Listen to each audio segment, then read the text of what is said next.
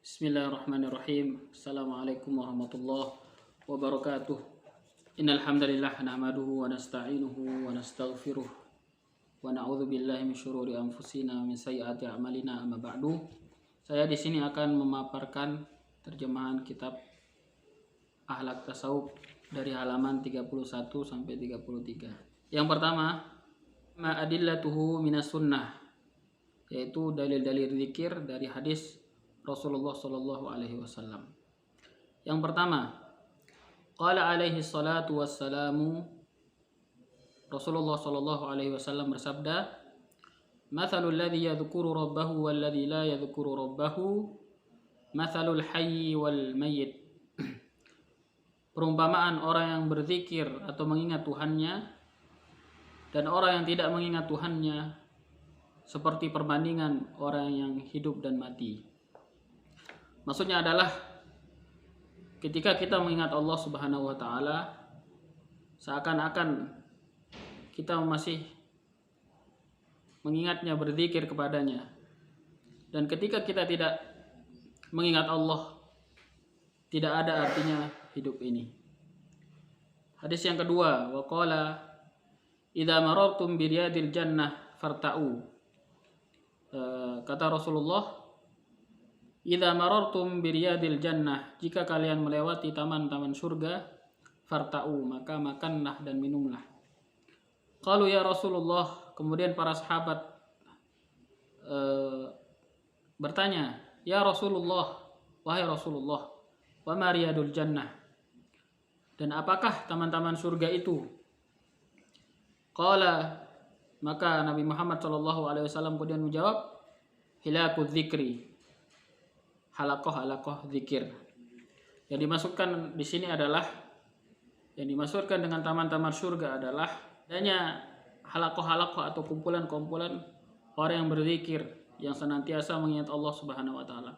Ini yang dimaksud oleh Rasulullah Shallallahu Alaihi Wasallam sebagai taman-taman surga di dunia maupun di akhirat. Yang ketiga, wa qauluhu alaihi salatu wassalam, Nabi Muhammad Shallallahu Alaihi Wasallam juga bersabda, yaqulullahu azza wa jalla yaumal qiyamah, Allah Subhanahu wa taala kelak pada hari kiamat akan berkata,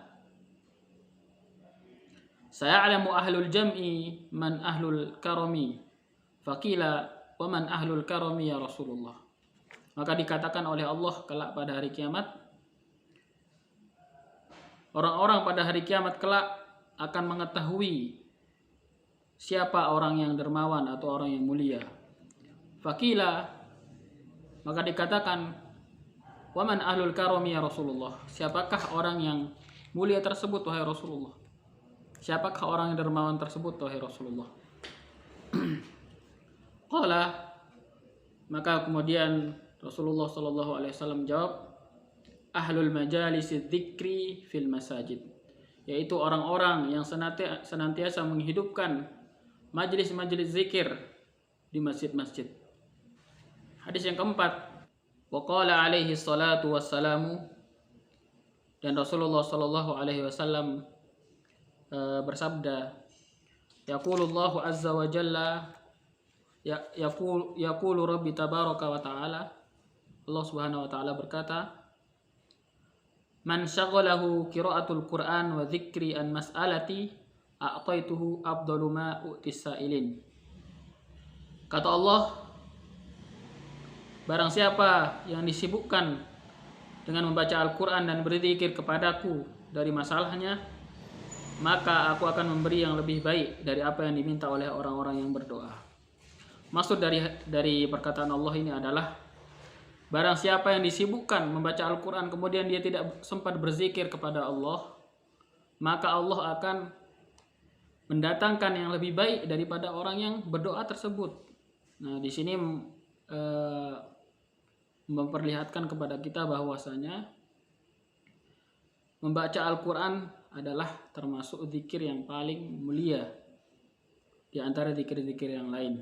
Tamu zikri, pembagian zikir. Awalan, yang pertama adalah zikru sirri wal jahri, zikir secara sir atau dan juga jahar atau keras. Inna dzikrullahi ta'ala masyru'an sirran wa jahra. Sesungguhnya zikir kepada Allah Subhanahu wa taala disyariatkan secara sir dan jahar. Waqad raghaba Rasulullah sallallahu alaihi wasallam fi dzikri binau'ih as-sirri wal jahr. Dan Rasulullah sallallahu alaihi wasallam mendorong untuk berzikir dengan dua macam ini, yaitu zikir sir di dalam hati dan zikir jahar. Illa annal ulama asy-syari'at al-islamiyyata qarraru afdhaliyatul dzikri bidzikri idza khala min riya. Dan para ulama menetapkan bahwa zikir jahar atau keras lebih utama jika kita bisa selamat dari penyakit riya. Au idzaul musallun, atau bisa mengganggu orang yang sholat. Au qari, atau mengganggu orang yang sedang membaca Al-Quran. Au naim. Maksudnya adalah ulama sepakat bahwa zikir jahar ini lebih utama ketika kita bisa menghindari dari penyakit riya.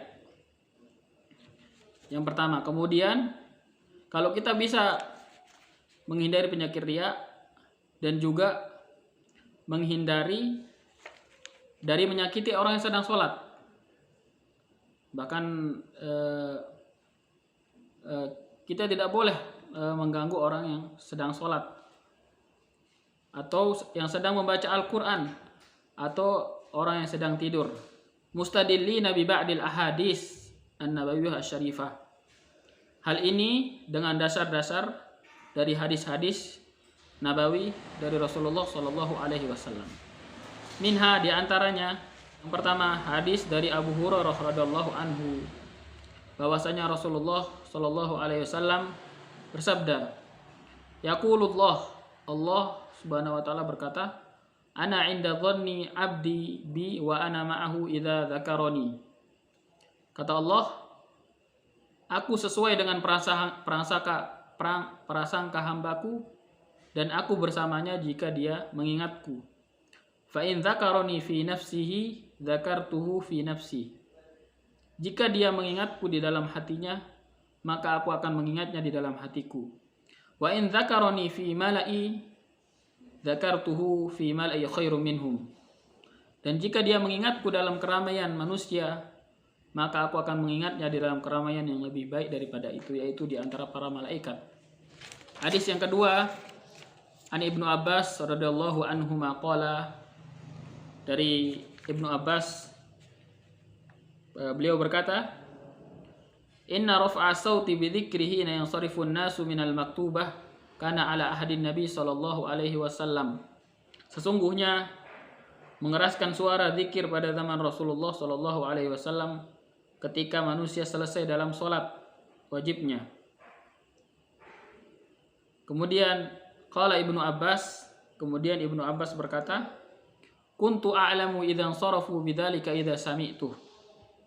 Sungguh aku mengetahui, maksudnya di sini adalah Ibnu Abbas mengetahui waktu sholat telah selesai karena mendengar orang-orang atau para sahabat berzikir. Nah, ini menunjukkan bahwasanya dahulu kala pernah di zaman Rasulullah ada zikir jahar atau zikir secara keras. Berdasarkan hadis dari Ibnu Abbas ini, bahwasanya beliau berkata, kuntu a'lamu idzan sarafu bidzalika idza sami'tu. Dahulu aku mengetahui orang yang telah selesai sholat tersebut karena aku mendengar zikir. Nah, logikanya adalah Ibnu Abbas ketika dahulu Rasulullah SAW dan para sahabatnya zikir secara sir atau di dalam hati, Ibnu Abbas tidak akan mengetahui kalau sholat tersebut selesai. Ibnu Abbas mengetahui sholat telah selesai karena ada zikir jahar atau zikir secara keras. Makanya beliau mengetahui bahwa sholat telah selesai. Kurang lebih seperti itu maksud hadis dari Ibnu Abbas ini. Hadis yang ketiga, Anis Sa'ib radhiyallahu anhu anna Rasulullah sallallahu alaihi wasallam qala, ja'ani Jibril qala, Jibril datang kepadaku dan berkata, mur ashabaka yarfa'u aswatahum bitakbir. Perintahkanlah sahabat-sahabatmu untuk mengeraskan suaranya di dalam bertakbir. Wa hunaka ahadits balagat haddal kasrah. Jam'u minha al-alamatul kabir Jalaluddin Asy-Syuyuti 25 haditsan fi risalatin sammaha Natijatul Fikri fil Jahri bidzikri. Ada 25 hadis yang dikumpulkan oleh Imam Jalaluddin Asy-Syuyuti dan dinamakan dengan kitab Natijatul Fikri fil Jahri bidzikri. Pemikiran dalam mengeraskan zikir. Faqala, kemudian Imam Jalaluddin Asy-Syuyuti mengatakan, alhamdulillahi wa kafa wassalatu wassalamu ala ibadihi alladzi nastafa. Segala puji bagi Allah yang maha mencukupi dan keselamatan bagi hamba yang terpilih. Sa'altu akramakallahu amma itadahu sadah as-sufiyah min aqdi ilaku dzikri. Aku bertanya kepada kalangan ahli tasawuf mengenai membuat lingkaran halakoh-halakoh zikir. Wal jahru bihi fil masajid, dan mengeraskan suara zikir tersebut di masjid-masjid. Wa rafa'a as-sautu bitahlil, dan mengangkat suara dengan tahlil. Wa hal dzalika makruh aw la? Apakah hal tersebut termasuk ke dalam suatu perkara yang makruh atau tidak? Jawabu, maka para ahli tasawuf tersebut menjawab, innahu la karahatun fi syai'in min dzalik. Tidak ada kemakruhan di dalam perkara tersebut. Waqad waradat ahadits taqtadi istihbabul jahri bidzikri. Datang hadis-hadis yang membolehkan zikir secara jahar atau keras. Wa ahaditsun taqtadi istihbabul israri bih, dan hadis-hadis yang membolehkan zikir secara sir. Wal jam'u bainahuma anna dzalika yakhtalifu bi ikhtilafil ahwal wal ashkhas, dan itu tergantung dengan keadaan dan pribadi masing-masing. Thumma dzakara al ahadits adalah ala dzalika bikamiliha thumma qala. Kemudian disebutkan oleh Imam Asy-Syuyuti hadis-hadis yang menunjukkan tentang keseluruhannya. Thumma qala, kemudian beliau berkata, idza ta'ammalat ma auradna minal ahadits, jika kamu mentadabburi apa-apa yang kami paparkan di atas, arabta an majmu'iha annahu la karahatul bait fil jahri bidzikri, maka kamu akan mengetahui bahwasanya tidak ada kemakruhan dalam berzikir secara jahar. Bal fihi ma yadullu ala istihbabihi imma sarihan au iltizaman. Akan tetapi terdapat di dalamnya ada dalil-dalil yang membolehkannya, baik secara tegas maupun konsekuensial. Kama asyarna ilaih wa amma ma'aridatuhu bihadits. Dan adapun hadis yang mengatakan khairudz dzikri al-khafi, sebaik-baik zikir adalah yang rahasia. Fahuwa nadhirun ma'aridatihi ahadits al-jahri bil Qur'ani bihadits. Dan sesuai dengan hadis al-musirru bil Qur'ani kal musirri bis shadaqah. Orang yang merahasiakan bacaan Al-Qur'annya sama seperti orang yang merahasiakan sedekahnya.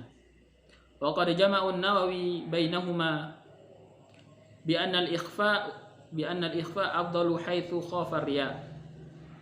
Dan Imam An-Nawawi telah meringkas atau menghimpun kedua hadis ini dan berkata bahwasanya zikir yang sir atau rahasia lebih utama jika kita masih khawatir akan terkena riya, au ta'adza bihi musallun au niyam, atau kita masih menyakiti orang yang sholat dengan bacaan kita, au niyam, atau mengganggu orang yang sedang tidur. Wal jahru afdalu fi ghairi dzalik, dan zikir secara keras atau jahar lebih utama selain dari ketentuan tersebut. Li'annal amalu fihi katsir fihi aktsar, karena di dalam zikir jahar tersebut terdapat usaha yang lebih besar. Wali anna faidatuhu tata'adda ila sami'in, dan juga faidahnya melebar kepada yang mendengarkannya. Wali annahu yuqadhul qari, dan membangkitkan semangat pembacanya. Wa yajma'u hamahu ilal fikri, dan mendorongnya untuk berfikir. Wa yasrifu sam'ahu ilaih, dan mengarahkan pendengarannya. Wa yatrudun naumi, dan mengusir rasa kantuk. Wa yazidu fi nasyad, dan menambah semangat. Nah, di sini dijelaskan bahwasanya Imam Nawawi menghimpun dua hadis ini, bahwasanya zikir sir itu lebih utama daripada zikir jahar ketika kita masih takut untuk jatuh kepada riya, ataupun kita masih mengganggu orang yang sedang sholat atau orang yang sedang tidur. Dan adapun zikir jahar atau keras lebih utama daripada zikir sir karena lebih banyak usahanya. Karena faedahnya yang tadi sebutkan melebar kepada yang mendengarkannya. Dapat membangkitkan semangat pembacanya, mendorongnya untuk berfikir, mengarahkan pendengarannya, mengusir rasa kantuk, dan menambah semangat. Wa qala ba'duhum, dan berkata sebagian para ulama, yastahibbul jahri bi ba'dil qiraati wal israri bi ba'diha. Sunnahkan bahwa zikir disunnahkan di dalam beberapa qiraat, wal israri bi ba'diha, dan zikir sir juga disunnahkan di dalam beberapa qiraat. Li'anna al-musirru qad yamallu faya'nasu bil jahri. Karena orang yang zikir sir kadang-kadang merasa jenuh, faya'nasu bil jahri, kemudian dia kembali bersemangat dengan zikir jahar. Wal jahru qad yakallu fayastarihu bil israr. Dan adapun orang yang berzikir secara jahar akan capek dan dia beristirahat dengan zikir secara sir atau di dalam hati. Jawabu ala hadhil ayah min thalathati awjah. Jawaban atas ayat di atas ada beberapa pandangan. Al-awwal, yang pertama, innaha makiyatun ka ayatil Isra. Ayat ini adalah ayat makiyah sama seperti ayat Al-Isra. Wala tajhar bi sholatika wala tukhafid biha, artinya, dan janganlah kamu mengeraskan suaramu dalam salat dan merendahkannya.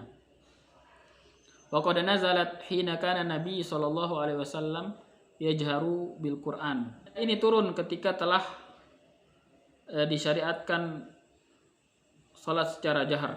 Ma'ul musyrikun fayasubbuna al-Qur'an wa man anzalahu. Maka kemudian bacaan Al-Quran ini didengarkan oleh orang musyrik dan mereka mengutuk Al-Quran dan yang menurunkannya. Fa'amur bitarkil jahri syaddan lidhira'ati kama nuhiya an subul asnam lidzalika fi qawlih. Kemudian Rasulullah SAW merintahkan untuk meninggalkan jahar sebagai dalih, seperti dilarang di dalam mengutuk berhala. Yang kedua, inna jama'ati minal mufassirin hamilul ayati ala dzakir hali qiraatil Qur'an. Sebagian besar ahli tafsir menafsirkan ayat ini dengan keadaan membaca Al-Quran. Annahu amara lahu bidzikri ala hadhihi sifah ta'ziman lil Qur'an an tarfa'a anhu al-aswat. Dan sesungguhnya mereka ahli tafsir memerintahkan berzikir dengan cara ini sebagai penghormatan kepada Al-Quran untuk mengeraskan suara. Wa yakfi ittisaliha biqoulihi ta'ala wa idza quri'al qur'anu fastami'u lahu wa ansitu. Sebagaimana firman Allah, apabila dibacakan Al-Qur'an maka dengarkanlah dan diamlah. Tsalis, yang ketiga, dzakarahu sufah annal amra fil ayati khas bin nabi al-kamil al-mukmal. Yang ketiga, apa yang disebutkan para ahli tasawuf bahwa perintah pada ayat itu kekhususan untuk Nabi SAW. Wa yu'ayyiduhu minal hadits ma akhrajahu al-Bazzar an Mu'az bin Jabal qal. Dan didukung oleh hadis yang diriwayatkan oleh Bazzar dari Mu'az bin Jabal radhiyallahu anhu. Qala Rasulullah sallallahu alaihi wasallam, berkata Rasulullah sallallahu alaihi wasallam, man shalla minkum bil laili falyajharu bi qiraatih. Barang siapa yang salat malam, maka hendaklah dia mengeraskan bacaannya. Fa innal malaikata tusalli bi salatih. Karena malaikat berselawat atas salatnya. Wa tasma'u li qiraatih, dan mendengarkan bacaannya. Wa inna mu'minil jinni alladhi yakununa fil hawa. Dan para jin yang berada di udara. Wa jiranihim ahu fi maskanahu yusalluna bi salatih. Dan tetangga yang bersamanya di tempat tinggalnya bersolawat atas salatnya. Wa yastami'una qira'atahu, dan mereka mendengarkan bacaannya. Wa innahu yantaridu bi jahri bi qira'atihi andarihi wa anid daw allati hawlahu fusakul jinni wa maraddatus syayatin. Dan dengan membaca bacaan yang keras akan mengusir para jin yang jahat dari tempat tinggalnya dan para syaiton-syaiton. Tsaniyan, yang kedua adalah dari pembagian zikir, zikrul lisani wa zikrul qalbi. Zikir dengan menggunakan lisan dan hati. Qala Imam Nawawi rahimahullahu taala, berkata Imam Nawawi, dzikru yakunu bil qalbi wa yakunu bil lisani. Zikir bisa dilakukan dengan hati maupun dengan lisan. Wal afdalu minhu ma kana bil qalbi wal lisani jami'an. Dan yang paling utama adalah apabila hati dan lisan bersatu untuk digunakan. Fa in iktasaru ala ahadihima fal qalbu afdal. Maka jika disuruh untuk memilih di antara kedua zikir tersebut, yaitu zikir menggunakan hati dan lisan, maka zikir menggunakan hati lebih utama. Tsumma la yanbaghi ayatruka dzikri bil lisani ma'al qalbi khaufan min ayadhunnu bihi riya. Dan sudah seharusnya tidak meninggalkan zikir dengan lisan dan hati hanya takut karena riya, dianggap riya. Bal yadhkuru bihi ma jami'an wa yaqsudu bihi wajhullahi ta'ala. Tapi sebaiknya tetap berzikir menggunakan lisan dan hati dan mencari ridha Allah Subhanahu wa taala. Tsalitsan, yang ketiga dalam bagian zikir adalah zikrul munfarid wa zikru ma'al jamaah. Zikir secara sendiri maupun berjamaah. Al ibadatu ma'al jamaah, beribadah secara berjamaah. Wa fiha zikrullah, termasuk zikir kepada Allah. Tazidu fi fadli 'alal ibadati fi halatil infirad, menambah keutamaan dalam beribadah daripada beribadah secara sendiri. Fafil jamaah taltakil qulub, karena di dalam beribadah secara berjamaah tersebut hati kita berjumpa. Wa yakunu ta'awun wa tajawub, dan terjadi tolong menolong dan interaksi. Wa yastaki ad-dhaif minal qawi, dan orang yang lemah hatinya bisa mendapatkan bantuan dari orang yang kuat hatinya. Al-mudlimu minal munawwir, dan orang yang berhati gelap bisa mendapatkan bantuan dari yang berhati terang. Wal kathifu minal latif, dan orang yang berhati kasar mendapat bantuan dari yang berhati lembut. Wal jahilu minal alim wa hakadha, dan orang yang bodoh mendapatkan bantuan dari orang yang pintar. Mungkin ini dari saya, kurang lebihnya mohon maaf. Assalamualaikum warahmatullahi wabarakatuh.